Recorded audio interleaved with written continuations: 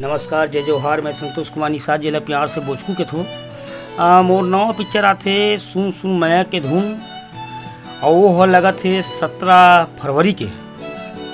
अब मैं हूँ तो पिक्चर तो कॉमेडी होना छे, और वो एक हीरो है हमारे यहाँ के ज्ञानेंद्र भैया है, और निर्माता घलो है, और हमारे यहाँ के निर्देशक है सतीश देवांगन जी, और कैमरामैन है पवन रेड्डी जी है, और सतीश भाई एडिटर घरों है, जेमा रजनीश झांझी, अंजलि चौहान, सालरा सेन, नकुल मल्हवार, ये मन सब मन काम करे हैं।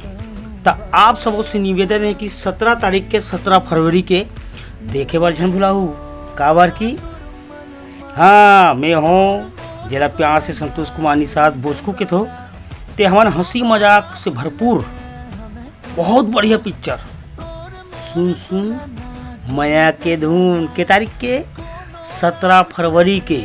तो अपन नज़दीकी सिनेमा घर में जाहू और देखू, और सब पूरा झारा में तो जल्द से जल्द आई और पूरा पिक्चर ला देखू।